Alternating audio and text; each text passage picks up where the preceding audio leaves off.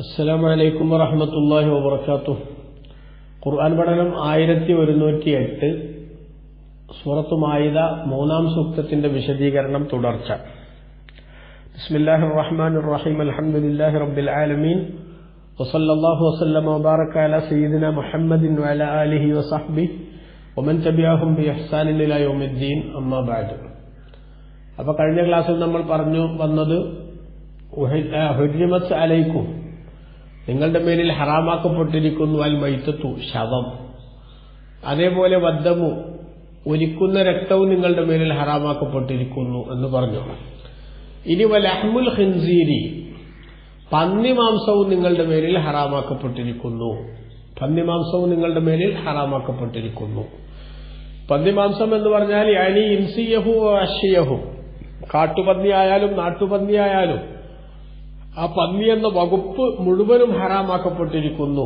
പന്നിയുടെ മാംസം കഴിക്കൽ ഹറാമാണ് എന്ന് പറഞ്ഞപ്പോ മാംസമല്ലാത്ത മറ്റെന്തെങ്കിലും അനുവദനീയമായതുണ്ടോ എന്ന് സംശയിക്കേണ്ട. വല്ലഹമു, ഇവിടെ മാംസം എന്ന് പറഞ്ഞത് യഉമ്മു ജമീഅ അജ്സാഇഹി, അതിന്റെ എല്ലാ ഭാഗങ്ങളെയും, അതിന്റെ കൊഴുപ്പ് ഉൾപ്പെടെയുള്ള, പന്നിക്കൊഴുപ്പ് ഉൾപ്പെടെയുള്ള എല്ലാ ഭാഗങ്ങളെയും വ്യാപകമായി ഉൾക്കൊള്ളിക്കുന്നതാണ് ഈ പരാമർശനം എന്ന് ഇബ്നു കസീർ തന്റെ തഫ്സീറിൽ പറയുന്നു. അപ്പൊ പന്നിയുമായി ബന്ധപ്പെട്ട എല്ലാ സാധനങ്ങളും, അതിന്റെ കൊഴുപ്പുൾപ്പെടെ അതിന്റെ കുടലും അതേപോലെ തന്നെ ബാലയും ഉൾപ്പെടെ അതുമായി ബന്ധപ്പെട്ട അതിന്റെ എല്ലാ സാധനങ്ങളും അത് ഹറാമാക്കപ്പെട്ടതാണ് എന്ന് ബഹുമാനപ്പെട്ട ഇബ്നു കസീർ തന്റെ തഫ്സീറിൽ രേഖപ്പെടുത്തിയിട്ടുണ്ട്. പിന്നെ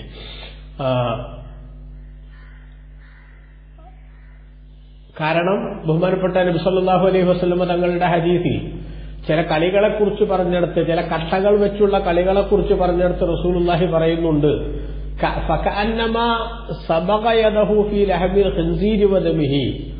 അവൻ അവന്റെ കൈയ്യ് പന്നിയുടെ മാംസത്തിലോ രക്തത്തിലോ വെച്ച് ചായം കൊടുത്തതുപോലത്തെ ഒരു കുറ്റമാണ് ചെയ്യുന്നത്. നിർദ്ദശീർ എന്ന് പറയുന്ന കട്ട ഉപയോഗിച്ചുള്ള കളിയെക്കുറിച്ച് ബഹുമാനപ്പെട്ട നബി സല്ലല്ലാഹു അലൈഹി വസല്ലം തങ്ങൾ അതിനെ ആക്ഷേപിച്ചുകൊണ്ടും അതിന്റെ ഗൗരവം ചൂണ്ടിക്കാണിച്ചുകൊണ്ടും പറഞ്ഞപ്പോൾ പന്നിയുടെ മാംസത്തിലോ അല്ലെങ്കിൽ രക്തത്തിലോ മുക്കിയ കൈ അതെത്രമാത്രം മോശമാണോ എന്നതൊരു ഉദാഹരണമായി റസൂലുള്ളാഹി സ്വല്ലല്ലാഹു അലൈഹി വസല്ലം തങ്ങൾ പറഞ്ഞിട്ടുണ്ട്.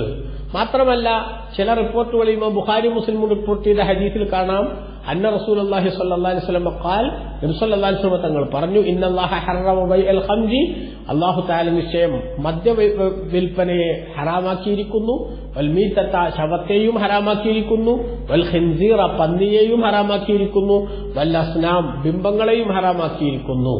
അപ്പോ നോക്കൂ, അവിടെ ബഹുമാനപ്പെട്ട നബി സല്ലല്ലാഹു അലൈഹി വസല്ലമ തങ്ങൾ പറയുന്നത് പന്നിയെ ഹറാമാക്കി, പന്നിയുടെ മാംസം എന്ന് മാത്രമല്ല. അപ്പോൾ അഹ്മുൽ ഖിൻസീർ എന്ന് ഖുർആനിൽ പറഞ്ഞതിന്റെ വിശദീകരണം അഷ്റഫുൽ ഖൽഖ് സല്ലല്ലാഹു അലൈഹി വസല്ലം തങ്ങളാണല്ലോ പറയേണ്ടത്. അപ്പൊ നബി സല്ലല്ലാഹു അലൈഹി വസല്ലം തങ്ങൾ പറഞ്ഞു പന്നിയെ തന്നെ ഹറാമാക്കിച്ച, പന്നിയുമായി ബന്ധപ്പെട്ട എല്ലാ പാർട്സുകളും ഹറാമാക്കി എന്നാണ്. അപ്പൊ ഒരു ചോദ്യം വന്നു, എന്ത്, ശവത്തിന്റെ ഈ ഇതുപയോഗിച്ച്, എന്താ പറയാ, അതിന്റെ കൊഴുപ്പ്, ആ കൊഴുപ്പ് ഉപയോഗിച്ച് ചില സംഗതികളൊക്കെ ചെയ്യാറുണ്ടല്ലോ. ചില കപ്പലിന്റെ പ്രവർത്തനത്തിൽ ഉള്ള ചില ഓട്ടയടക്കൽ അടങ്ങിയിട്ടുള്ള സംഗതികളൊക്കെ ചെയ്യാറുണ്ടല്ലോ എന്ന് ചോദിച്ചപ്പോ നബി സല്ലല്ലാഹു അലൈഹി വസല്ലം പറഞ്ഞു അതും പാടില്ല എന്ന് കാണാം നമുക്ക്. അപ്പോ പന്നിയുമായി ബന്ധപ്പെട്ട എല്ലാം അല്ലാഹു ഹറാമാക്കിയിരിക്കുന്നു എന്ന്. വമാ ഉഹില്ല ലിഗൈരില്ലാഹി ബിഹി, വമാ ഐ മാ ദുബിഹ, അറുക്കപ്പെട്ടതിനെയും ഹറാമാക്കപ്പെട്ടിരിക്കുന്നു. എങ്ങനെ അറുക്കപ്പെട്ടു? ഉഹില്ല ലിഗൈരില്ലാഹി ബിഹി, അതിനെ അറുക്കുന്ന സമയത്ത് അല്ലാഹു അല്ലാത്ത പേര് പറയപ്പെട്ടുകൊണ്ട് അറുക്കപ്പെട്ടതിനെയും ഹറാമാക്കിയിരിക്കുന്നു. ഇബ്നു കസീർ തന്റെ തഫ്സീറിൽ പറഞ്ഞു, ഐ മാ ദുബിഹ ഫദുകിറ അലൈഹി ഇസ്മു ഗൈരില്ലാഹ്, അറുക്കപ്പെടുകയും അതോടൊപ്പം അല്ലാഹു അല്ലാത്തവരുടെ പേര് പറയപ്പെടുകയും ചെയ്തത് അത് ഹറാമാണ്. ഫഹുവ ഹറാമുൻ, അത് ഹറാമാണ്.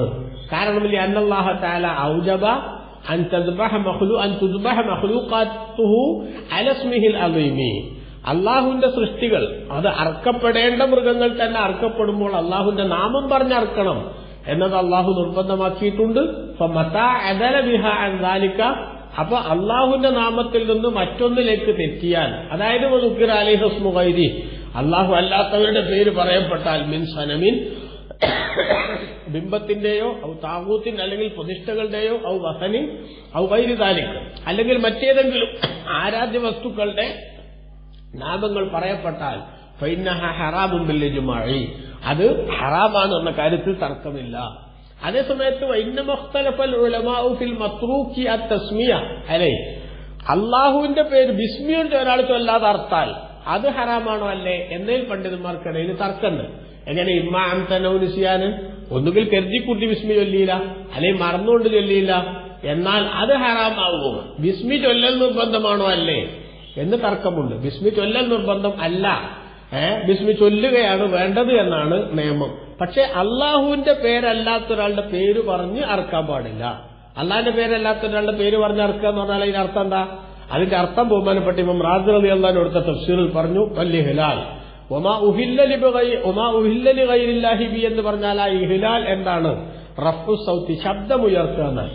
അതായത് വകാനു യഖൂലുന ഇൻദ ദബ്ഹി, അറേബ്യൻ മുശ്രിക്കുകളൊക്കെ അറുക്കുന്ന സമയത്ത് അവർ പറഞ്ഞിരുന്നു ബിസ്മില്ലാഹി വൽ ഉസ്സ, ലാത്ത എന്ന വിഗ്രഹത്തിന്റെയും ഉസ്സ എന്ന പടച്ച ദൈവത്തിന്റെയും നാമം കൊണ്ട് ഞങ്ങൾ അറുക്കുന്നു എന്ന്. അപ്പോൾ ഫഹറമല്ലാഹു തആല ദാലിക, അത് അള്ളാഹു ഹറാമാക്കിയതാണ്.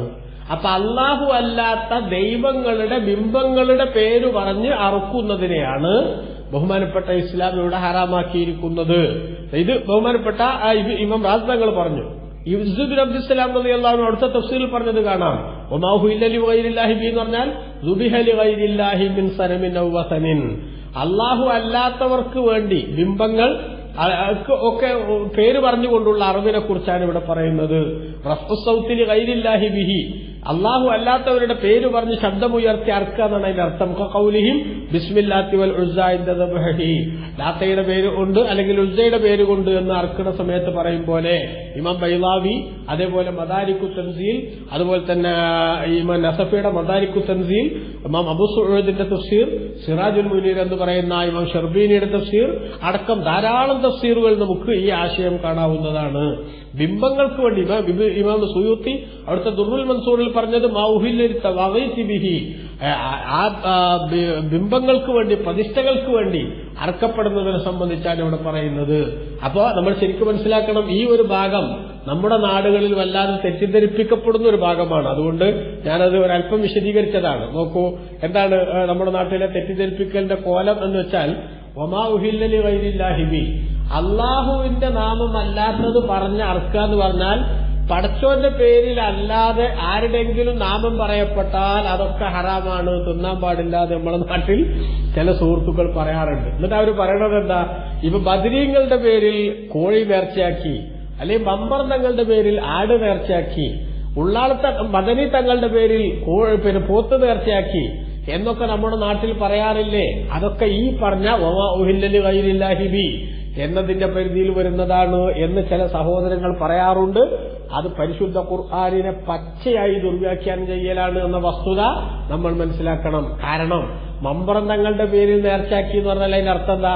അപ്പോൾ അല്ലല്ലാത്തോലെ പേര് പറഞ്ഞില്ലേ എന്നാണ് ഇവർ പറയുന്നത്. അങ്ങനെയാണെങ്കിൽ അല്ലല്ലാത്തോലെ പേര് പറഞ്ഞ മമ്പറം തങ്ങളുടെ പേര് പറഞ്ഞ മാത്രമല്ലല്ലോ. ഇപ്പൊ ഒരാൾ അങ്ങാടിയിൽ നിന്ന് കോഴി വാങ്ങി വരുന്നു. അപ്പൊ ആ സുഹൃത്ത് കണ്ടപ്പോ ചോദിച്ചു, എന്താ കോഴിയൊക്കെ വാങ്ങിയിട്ട്? ഇത് പുതിയപ്പളക്ക് വേണ്ടിയുള്ള കോഴിയാണ് എന്ന് പറഞ്ഞു കൂട്ടിക്കോളൂ. അല്ലെങ്കിൽ വീട്ടിൽ സൽക്കാരത്തിന് കുറച്ച് ഗസ്റ്റുകൾ വരുന്നുണ്ട്, അവർക്കുള്ള കോഴിയാണ് എന്ന് പറഞ്ഞു എന്ന് കൂട്ടിക്കോളൂ. അവിടെ ഇപ്പൊ അന്നല്ലാത്തവരെ പേര് പറഞ്ഞില്ലേ? അല്ലെങ്കിൽ വേണ്ട, ഒരു കോഴി വാങ്ങി വരുമ്പോ ഇത് ആരെ കോഴിയാണെന്ന് ചോദിച്ചത് ഇന്ന ആളെ കോഴിയായിരുന്നു, അത് ഞാൻ വാങ്ങി വരിക എന്ന് പറഞ്ഞു. അങ്ങനെയൊക്കെ പേര് പറയില്ലേ? ആ പറഞ്ഞതിനൊക്കെ അർത്ഥം എന്താ? അവകൾക്ക് ആരാധിക്കാന്ന അല്ല.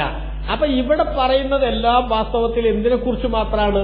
അള്ളാഹു അല്ലാത്ത, അഥവാ അള്ളാഹുവിന്റെ പേര് പറയുന്നത് അത് അള്ളാഹു എന്ന ആരാധ്യനായ മഅബൂദായിട്ടുള്ള ആ മഹാശക്തിയെ പ്രതീക്ഷിച്ചുകൊണ്ടുള്ള സംസാരമാണ്.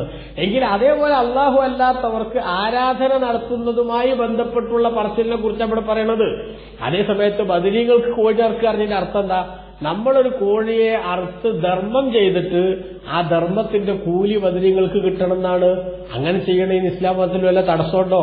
നമ്മൾ മരണപ്പെട്ടു പോയ ആളുകൾക്ക്, അത് മഹാന്മാരായാലും ശരി സാധാരണക്കാരായാലും ശരി, മരണപ്പെട്ടു പോയ ആളുകൾക്ക് വേണ്ടി വല്ലതും സദഖ ചെയ്താൽ അവർക്ക് ഗുണം കിട്ടുമോ കിട്ടൂലേ എന്ന വിഷയത്തിൽ മുസ്ലിം ലോകത്ത് യഥാർത്ഥത്തിൽ തർക്കം തന്നെയില്ല. അതുകൊണ്ടാണല്ലോ നബി സല്ലല്ലാഹു അലൈഹി വസല്ലം തങ്ങൾ മഹാനായ സഅദ് റളിയല്ലാഹു അൻഹു മുത്തുനബിന്റെ അടുത്ത് വന്നിട്ട് ചോദിച്ചത്, നബിയെ, എന്റെ ഉമ്മ പെട്ടെന്ന് മരിച്ചുപോയി, എന്റെ ഉമ്മാക്ക് വേണ്ടി ഞാൻ വല്ലതും സദഖ ചെയ്താൽ കൂലി കിട്ടുമോ, ഉമ്മാക്ക് ഫലം കിട്ടുമോ എന്ന് ചോദിച്ചു. കിട്ടാതെയോ? കിട്ടുമെന്ന് റസൂലുള്ളാഹി സ്വല്ലല്ലാഹു അലൈഹി വസല്ലം തീർത്തു പറഞ്ഞു. അപ്പൊ മഹാനായ സഅദ് റളിയല്ലാഹു അൻഹു അതാ എന്ത് ചെയ്യുന്നു, ഒരു കിണർ കുഴിക്കുന്നു. ശുദ്ധജലത്തിന് നല്ല ആവശ്യമുള്ള ഒരു സ്ഥലത്ത് ഒരു കിണർ കുഴിച്ചു. ആ കിണർ കുഴിച്ചിട്ട് സഅദ് റളിയല്ലാഹു അൻഹു പറഞ്ഞു, ഹാദിഹി ലി ഉമ്മി സഅദിൻ, ഇത് സഅദിന്റെ ഉമ്മാക്കുള്ള കിണറാണ്. എന്താ പറഞ്ഞതിന്റെ അർത്ഥം? സഅദിന്റെ ഉമ്മാന്റെ ഖബറിലേക്ക് ഇതൊന്നൊരു പിന്നെ വാട്ടർ കണക്ഷൻ കൊടുക്കുന്ന, എന്നിട്ട് വെള്ളം അങ്ങോട്ട് പമ്പ് ചെയ്യുന്ന അല്ല, മറിച്ച് ഈ കിണറിൽ നിന്ന് വിശ്വാസികൾ വെള്ളം കുടിക്കുമ്പോൾ അവർക്ക് വെള്ളം കൊടുത്തു എന്ന പുണ്യത്തിന്റെ പ്രതിഫലം ആർക്ക് കിട്ടണം? സഅദിന്റെ ഉമ്മാക്ക് കിട്ടണം എന്ന നല്ല ഉദ്ദേശത്തോടു കൂടെയാണ് ചെയ്തത്. അതിനെ നബി സല്ലല്ലാഹു അലൈഹി വസല്ലം തങ്ങൾ അംഗീകരിച്ചിട്ടുണ്ട്. അപ്പൊ ഇത് സഅദിന്റെ ഉമ്മാക്കുള്ള കിണറാണ് എന്ന് പറഞ്ഞാൽ അതേ ശൈലി തന്നെയല്ലേ ഇത് മുഹീദ്ദീൻ ഷെയ്ഖിനുള്ള കോഴിയാണ് പറഞ്ഞാൽ? ഇത് അഹ്മദുൽ കബീർ റിഫായി റളിയല്ലാഹു അൻഹുവിനുള്ള കോഴിയാണ്, അല്ലെങ്കിൽ മമ്പർ തങ്ങൾക്കുള്ള ആടാണ്, ഉള്ളാത്ത തങ്ങൾക്കുള്ള പോത്താണ് എന്നൊക്കെ പറഞ്ഞാൽ അതിന്റെ അർത്ഥം ഈ പോത്തിനെ അർത്ഥ ധർമ്മം ചെയ്തിട്ട് അതിന്റെ കൂലി മഹാനായ മമ്പർ തങ്ങൾക്കോ അല്ലെങ്കിൽ ഏത് വലിയനെയാണ് അല്ലെങ്കിൽ ഏത് പ്രവാചകനെയാണ് പറയുന്നതെങ്കിൽ അവർക്കോ ലഭിക്കണമെന്ന ചിന്തയാണ് വിശ്വാസികളുടെ മനസ്സിൽ. അത് 100% ഇസ്ലാം അംഗീകരിച്ചിട്ടുള്ളതാണ്. അപ്പൊ അള്ളാഹു അല്ലാത്തവരുടെ നാമം പറഞ്ഞർക്കപ്പെട്ടത് എന്ന് പറഞ്ഞാൽ മുഹീദ്ദീൻ ഷെയ്ഖിന് കൂലി കിട്ടാൻ വേണ്ടി നേർച്ചയാക്കിയ കോഴിയെന്നല്ല. അല്ലെങ്കിൽ ഇനി മുഹീദ്ദീൻ ഷെയ്ഖിന് കൂലി കിട്ടാൻ വേണ്ടി നേർച്ചയാക്കിയ കോഴിയാറുമ്പോൾ നേർച്ച ആർക്കാ? നേർച്ച വിശ്വാസികൾ നടത്തുന്നത് അള്ളാഹുവിനാണ്. അതിന് കൂലി ആർക്ക് കിട്ടണം? മുഹീദ്ദീൻ ഷെയ്ഖിന് കിട്ടണം എന്നാണ്. അതങ്ങനെ തന്നെയല്ലേ എല്ലാ സംഗതിയും. ഇപ്പൊ എത്തിക്കാനൊക്കെ നേർച്ചയാക്കുക എന്ന് പറയും. എത്തിക്കാനൊക്കെ നേർച്ചയാക്കാരനെ കൊല്ലുന്ന സംഗതി എന്താ? എത്തിക്കാനൊക്കെ നേർച്ചയാക്കുക എന്ന് പറഞ്ഞാൽ ഇത് ഈ നേർച്ച വസ്തു ആർക്ക് കഴിക്കാൻ സംവിധാനം ഉണ്ടാകണം? എത്തി കുട്ടികൾക്ക് കഴിക്കാൻ സംവിധാനം ഉണ്ടാകണം. ആ നേർച്ച ആർക്കാ? അള്ളാഹുവിന്. പള്ളിക്ക് നേർച്ചയാക്കുക എന്ന് പറഞ്ഞാൽ പള്ളിനെ ആരാധിക്കലാണോ? അല്ല, അള്ളാഹുവിനാണ് നേർച്ച. അതിന്റെ ബെനിഫിറ്റ് എന്തിനു കിട്ടണം? ഈ പള്ളിക്ക് അല്ലെങ്കിൽ എത്തി കുട്ടികൾക്ക് അല്ലെങ്കിൽ ഗൗസുൽ ആലം തങ്ങൾക്ക്. ഇത് നിസ്സാരമായിട്ടുള്ള വളരെ സിമ്പിളായി മനസ്സിലാക്കാൻ പറ്റുന്ന സാധ്യമാണ്. പക്ഷെ വെറുതെ കോൺട്രവേഴ്സി ഉണ്ടാക്കി സമൂഹത്തിന്റെ മനസ്സിലേക്ക് തെറ്റിദ്ധാരണകൾ പരത്താനുള്ള ചില ദുഷ്ടശക്തികളുടെ ദുശ്ചിന്ത എന്നല്ലാതെ മറ്റൊന്നും അതിനെക്കുറിച്ച് പറയാനില്ല. അതുകൊണ്ട് തഫ്സീറുകൾ മുഴുവനും പരിശോധിച്ചു നോക്കൂ. അള്ളാഹു അല്ലാത്ത ബിംബങ്ങളുടെയും മറ്റും പേരു പറഞ്ഞ് അറുക്കുന്നതിനെ കുറിച്ച് മാത്രമാണ് ഈ സൂക്തത്തിൽ അള്ളാഹു തആല പറഞ്ഞിട്ടുള്ളത്. അപ്പൊ അള്ളാഹ് ഹറാമാക്കാത്തത് ഹറാമാണ് എന്ന് പറയുന്ന ഗൗരവം, ഖുർആന് നേരെയുള്ള കയ്യേറ്റം എത്രമാത്രം വലിയ അപകടമാണ് എന്നത് ഈ സഹോദരങ്ങൾ മനസ്സിലാക്കേണ്ടതാണ്.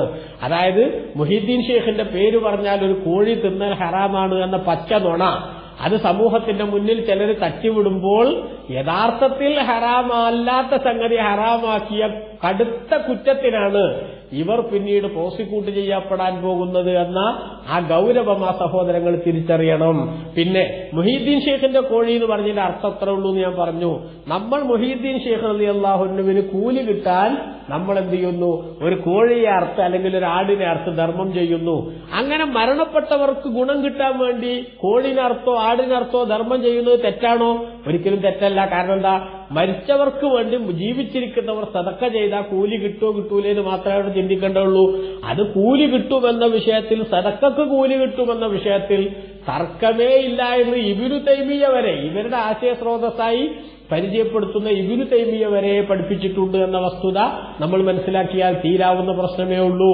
മഹാനരായ റസൂലുള്ളാഹി സ്വല്ലല്ലാഹു അലൈഹി വസല്ലം ഖദീജ ബീവി റളിയല്ലാഹു അൻഹ വഫാത്തായതിനു ശേഷം ഇടക്കിടക്ക് ആടിനെ അറുത്ത് അവരുടെ സ്നേഹിതകൾക്ക് എത്തിച്ചു കൊടുത്ത് ഖദീജ ബീവി റളിയല്ലാഹു അൻഹയുടെ സ്മരണ പുതുക്കുന്നത് ഇമാം ബുഖാരിയും മുസ്ലിമും ഒക്കെ റിപ്പോർട്ട് ചെയ്ത ഹദീസിൽ നമുക്ക് കാണാൻ സാധിക്കുന്ന സംഗതിയാണ്. അതുകൊണ്ട് തന്നെ മരണപ്പെട്ടുപോയ ആളുകൾക്ക് കൂലി ലഭിക്കാൻ ജീവിച്ചിരിക്കുന്നവർക്ക് മാംസം വിതരണം ചെയ്യാൻ വേണ്ടിയുള്ള സംഗതി മാത്രമാണ് മുഹീദ്ദീൻ ഷെയ്ഖിന്റെ കോഴി അല്ലെങ്കിൽ റിഫായി ഷെയ്ഖിന്റെ കോഴി എന്നൊക്കെ പറയണത്. അള്ളാഹു അല്ലാത്തവരുടെ പേര് പറഞ്ഞാൽ പിന്നെ ഒരു മൃഗവും തിന്നാൻ പറ്റൂല എന്നാണെങ്കിൽ ഒരു ജീവിനെയും തിന്നാൻ പറ്റൂല. കാരണം എന്താ? അപ്പോൾ ഒരു പശുവിനെ നമ്മൾ വാങ്ങുകയാണ് അല്ലെങ്കിൽ ഒരു പോത്തിനെ വാങ്ങുകയാണ് അറക്കാൻ വേണ്ടി. ഈ പോത്ത ആരുതാന്ന് വെച്ചാൽ അത് കുഞ്ഞാമ്മേന്റെ പോത്താന്ന് ചിലപ്പോൾ പറയും അല്ലേ, അല്ലെങ്കിൽ പാപ്പുട്ടിയുടെ പോത്താന്ന് പറയും. അതിന്റെ അർത്ഥം എന്താ? പാപ്പുട്ടി വളർത്തിയെന്ന് അയാളുടെ അധീനതയിൽ ഉണ്ടായിരുന്നെന്ന് ആ പറഞ്ഞതിന്റെ അർത്ഥം. പക്ഷെ പേരുവിടെ അള്ളാഹു അല്ലാത്തത് പറഞ്ഞില്ലേ. മുഹീദ്ദീൻ ഷേഖിന്റെ കോഴി എന്ന് പറഞ്ഞത് ഹറാമാണെങ്കിൽ എന്ത് ചെയ്യണം? ഇത് വാപ്പുട്ടിയുടെ പോത്താറിനേലും ഹറാമാകണം. അങ്ങനെ ആരും പറയണില്ലല്ലോ. അങ്ങനെ പറയണില്ലെങ്കിൽ ഇരട്ടത്താപ്പ് ഒഴിവാക്കാൻ ഉള്ളത് പോലെ പറയാം. ഉള്ളത് പോലെ പറഞ്ഞാൽ അള്ളാഹു അല്ലാത്ത ദൈവങ്ങളുടെ നാമം ഉച്ചരിച്ചുകൊണ്ട് അറത്തിരുന്ന ശൈലി മുശ്രിക്കുകൾ സ്വീകരിച്ചിരുന്നു. അതിനെയാണ് അള്ളാഹു സുബ്ഹാനഹു വ തആലയോട് നിരാകരിച്ചത്. അതേസമയത്ത് മുഹീദ്ദീൻ ഷേഖിന്റെ കോഴി എന്ന് പറഞ്ഞ് സുന്നികൾ അറക്കണ കോഴി ഒരിക്കലും തന്നെ ബിസ്മി മുഹീദ്ദീൻ അബ്ദുൽ ഖാദിർ ജീലാനി എന്ന് പറഞ്ഞിട്ടല്ല അറക്കുക. ബിസ്മില്ലാഹിർ റഹ്മാനിർ റഹീം എന്ന് പറഞ്ഞിട്ട് അള്ളാഹുവിന്റെ നാമം പറഞ്ഞുകൊണ്ട് തന്നെയാണ് അറക്കുക എന്ന ആ ഒരു സിമ്പിളായിട്ടുള്ള വസ്തുത അത് പ്രത്യേകമായി മനസ്സിലാക്കണം. വെറുതെ ജനങ്ങളെ തെറ്റിദ്ധരിപ്പിക്കുകയും ശിർക്കല്ലാത്ത സംഗതികൾക്ക് നേരെ ശിർക്കാരോപണം നടത്തുകയും ചെയ്യുന്ന ഒരപകടം പിടിച്ച ശൈലി അത് നമ്മൾ കൃത്യമായിട്ട് മനസ്സിലാക്കുകയും ശ്രദ്ധിക്കുകയും ചെയ്യണമെന്ന് എന്റെ പ്രിയപ്പെട്ട സഹോദരങ്ങളോട് ഞാൻ സ്നേഹത്തോടുകൂടെ ഉണർത്തുകയാണ്. ഇനി അല്ലാഹു സുബ്ഹാനഹു വ തആല പറയുന്നത് എന്താണ്? വൽ മുൻഖനിഖത്തു, ശ്വാസം മുട്ടിച്ചത്തത് അതും ഹറാമാക്കപ്പെട്ടിരിക്കുന്നു. ശ്വാസം മുട്ടിച്ചാവുക എന്ന് പറഞ്ഞത് ഇമ്മാ ഖസ്തൻ അം ഇത്തിഫാഖൻ. ബഹുമാനപ്പെട്ട ഇബ്നു കസീർ തന്റെ തഫ്സീറിൽ പറഞ്ഞു, ശ്വാസം മുട്ടി ശ്വാസം കിട്ടാതെ ചത്തു. ഒന്നുകിൽ അത് കരുതി കൂട്ടിച്ചാൽ അതന്നെ അതിന് ശ്വാസം മുട്ടിച്ച് കൊല്ലുക എന്ന ഒരു സംഗതിയോടുകൂടെ ആരെങ്കിലും അങ്ങനെ ചെയ്തു, അല്ലെങ്കിൽ സ്വാഭാവികമായി സംഭവിച്ചു. ഉദാഹരണം, ഒരു മൂരിയുടെ കഴുത്തിൽ ഒരു കയറുണ്ടായിരുന്നു. ആ മൂരി അങ്ങോട്ട് ചാടിയതാണ് ഒരു സ്ഥലത്തേക്ക്. ആ ചാടിയപ്പോൾ ആ കയറ് കഴുത്തിൽ കുരുക്ക് മുറുകി അങ്ങനെ അക്കാരണം കൊണ്ട് ചത്തു. എന്നാൽ അത് ഇത്തിഫാക്കാൻ സാന്ദർഭികമായി സംഭവിച്ചതാണ്. അല്ലെങ്കിൽ കരുതി കൂട്ടി ഒരാള് കഴുത്തിൽ എന്ത് ചെയ്തു, കയറിട്ട് മുറുക്കിയിട്ട് അതിനെ ശ്വാസം മുട്ടിച്ചു കൊന്നു. രണ്ടും പെട്ടു. എങ്ങനെയാലും ശരി, ശ്വാസം കിട്ടാതെ ചത്തത് അത് ശ്വാസം കിട്ടായ്മ ഒരാളുടെ പ്രവർത്തനം കൊണ്ടുണ്ടായാലും അല്ലെങ്കിൽ സ്വാഭാവികമായി ഉണ്ടായതാണെങ്കിലും രണ്ടും ഹറാമാണ്. വൽ മൗഖൂദത്തു, അതേപോലെ തന്നെ അടിച്ചു കൊന്നത്, ഭാരമുള്ള എന്തെങ്കിലും സാധനം കൊണ്ട് എന്ത് ചെയ്തു, അടിച്ചു. അത് മരക്കഷ്ണമാവാം, അല്ലെങ്കിൽ വേറെ ഏതെങ്കിലും ഇരുമ്പിന്റെ കഷ്ണമാവാം. ഏത് സാധനമാണെങ്കിലും ശരി, ഒരു സാധനം കൊണ്ട് അടിച്ചു. അങ്ങനെ അടിച്ചിട്ട് കൊന്നു.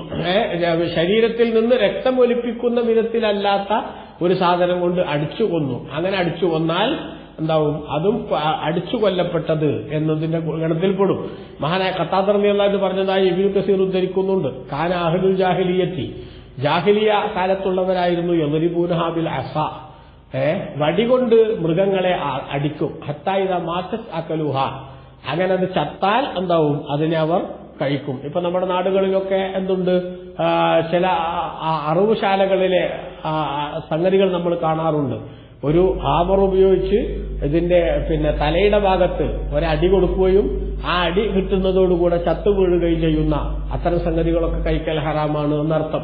ബഹുമാനപ്പെട്ട ഇസ്ലാം അത് അദ്വൈതത്തിൽ തന്നെ പഠിപ്പിച്ചിട്ടുണ്ട്. അതേസമയത്ത് നോക്കൂ, ഇവിടെ വേറൊരു സംഗതി നമ്മൾ കാണണം. എന്താണ്?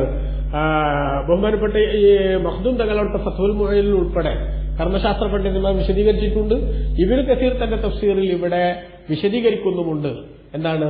ഇദാ റുമിയത്ത് ബിൽ മിഅറാദി, ഒരു ആയുധം കൊണ്ട് ഒരു മൃഗത്തെ, എന്ന് പറഞ്ഞാൽ പിടിക്കാൻ കിട്ടാത്ത ഒരു മൃഗത്തെ, ഒരു വേട്ടയാടുന്ന സമയത്തായാലും ശരി, അല്ലെങ്കിൽ നാട്ടിലുള്ള ഒരു ജീവി തന്നെ, ആ ജീവിനെ എന്ത് ചെയ്യാൻ പറ്റുന്നില്ല, അത് ഓടിക്കളയാണ്. ഒരു കോഴി, ആ കോഴി ഒരു നിലക്കും പിടിക്കാൻ കിട്ടുന്നില്ല. അപ്പൊ എന്ത് ചെയ്തു? അപ്പോ അതിനെ കീഴ്പ്പെടുത്താൻ സാധിക്കാത്തൊരവസ്ഥ വന്നപ്പോ അമ്പ് അല്ലെങ്കിൽ വാള് തുടങ്ങിയിട്ടുള്ള മുറിപ്പെടുത്താൻ പറ്റുന്ന ഒരു ആയുധം കൊണ്ട് അതിനെ എറിയുകയും അക്കാരണത്താൽ അതിന് മുറിവ് സംഭവിക്കുകയും രക്തമൊലിക്കുകയും ചെയ്തു. എന്നിട്ട് അതിനെ പിടിച്ച് അറുക്കാൻ സാധിക്കുന്നതിന് മുമ്പ് അതെന്താകുകയും ചെയ്തു? ചത്തുപോവുകയും ചെയ്താൽ അത് തിന്നാവുന്നതാണ് എന്ന് ബഹുമാനപ്പെട്ട നബി സല്ലല്ലാഹു അലൈഹി വസല്ലം പറഞ്ഞു. അതാണ് ഇദാ റുമിയത്ത് ബിൽ മിഅറാദി ഫഹദഖ ഫകുൽഹു, ഒരു ആയുധം ഉപയോഗിച്ച് ഒരു മൃഗത്തെ എറിയപ്പെടുകയും, അതായത് അത് നേരെ പിടിച്ച് സ്വാഭാവികമായ അറിവിന് സാധ്യമല്ലാത്തൊരു ഘട്ടം വന്നാൽ അതിനെ ആയുധം കൊണ്ട് എറിയുകയും എന്നിട്ട് അത് മുറിവ് സംഭവിക്കുകയും ചെയ്താൽ അത് നീ കഴിച്ചോളൂ എന്ന് നബി സല്ലല്ലാഹു അലൈഹി വസല്ലമ തങ്ങൾ പറഞ്ഞത് ഹദീസിൽ വന്നിട്ടുണ്ട് എന്ന്. അമ്പ് പോലത്തത് കൊണ്ട് എറിഞ്ഞിട്ട് മുറിപ്പെടുത്തിയത് അറക്കാൻ പറ്റാത്ത അവസ്ഥയിൽ അങ്ങനെയാണെങ്കിൽ അതിനെന്ത് ചെയ്യാം? തിന്നാമെന്ന് റസൂലുള്ളാഹി പറഞ്ഞിട്ടുണ്ട് എന്ന് ബഹുമാനപ്പെട്ട ഇബ്നു കസീർ തന്റെ തഫ്സീറിൽ രേഖപ്പെടുത്തുന്നുണ്ട്. ഫത്ഹുൽ മുഈനിൽ മഹാനരായ ഇമാം സയ്യിദ് മഖ്ദൂം റളിയല്ലാഹു അൻഹു അടക്കം രേഖപ്പെടുത്തുന്നത് കാണാം. പറക്കുന്നത് കൊണ്ടോ കീഴ്പ്പെടുത്താനാവാത്തതിനാലോ അറവിന് സാധ്യമല്ലാത്തവയെ അമ്പുകൊണ്ടോ വാളുകൊണ്ടോ മറ്റോ ജീവൻ കളയും വിധം മുറിവേൽപ്പിച്ചു കൊന്നാൽ അത് മതിയാകുന്നതാണ്. കാട്ടുജീവികളും നാട്ടുജീവികളും എന്ന വ്യത്യാസം ഈ വിഷയത്തിലില്ല. അതാണ് ഇവിടെ പറയുന്നത്. മനസ്സിലായോ? അപ്പോ അടിച്ചു കൊല്ലുക എന്ന് പറഞ്ഞാൽ പിന്നെ എന്തുകൊണ്ടല്ലാത്ത ശരീരത്തിൽ മുറിവേൽപ്പിച്ച് രക്തമൊലിക്കുന്ന വിധത്തിലുള്ളതല്ലാത്ത വടി പോലത്തതുകൊണ്ട് അല്ലെങ്കിൽ ഇരുമ്പിന് കഷ്ണങ്ങൾ പോലത്തതുകൊണ്ട് അടിച്ചു കൊല്ലുന്നതിനെ കുറിച്ചാണ് ചർച്ച എന്ന് ബഹുമാനപ്പെട്ട പണ്ഡിതന്മാരിവിടെ രേഖപ്പെടുത്തിയിട്ടുണ്ട് എന്നത് പ്രത്യേകം നമ്മൾ മനസ്സിലാക്കുക. അതോടൊപ്പം തന്നെ വൽ മുതറദ്ദിയ, വീണു ചത്തത് അതും എന്താണ്, ഒരു ഉയരത്തിൽ നിന്ന് താഴോട്ട് വീണു, അങ്ങനെ വീണു ചത്താൽ ആ വീണു ചത്തതും എന്താണ്, ഹറാമായ ഗണത്തിൽ വരുന്നതാണ് എന്ന് ബഹുമാനപ്പെട്ട ഖുർആൻ ഇവിടെ രേഖപ്പെടുത്തി. അതേപോലെ തന്നെ വൻ നത്തിഹത്തു, കുത്തേറ്റു ചത്തത്, ജീവികൾ തമ്മിൽ പരസ്പരം കുത്തിച്ചാവുക എന്നൊരു സംഗതി ഉണ്ടാവുമല്ലോ, അങ്ങനെ ജീവികൾ പരസ്പരം കുത്തിച്ചത്തത് അതും എന്താകുന്നു, ഹറാമായതാകുന്നു എന്ന് ബഹുമാനപ്പെട്ട ഖുർആൻ പറഞ്ഞു. ഇൻഷാ അല്ലാഹ് അതിന്റെ ബാക്കി വിശദീകരണം അടുത്ത ക്ലാസ്സിൽ പറയാം. അല്ലാഹു സുബ്ഹാനഹു വ തആല നമുക്ക് എല്ലാവർക്കും നല്ലത് മനസ്സിലാക്കി ഉൾക്കൊണ്ട് ജീവിക്കാൻ തൗഫീഖ് നൽകട്ടെ. ആമീൻ. وصلى الله وسلم على سيدنا محمد وآله وصحبه وسلم والحمد لله رب العالمين والسلام عليكم ورحمة الله تعالى وبركاته.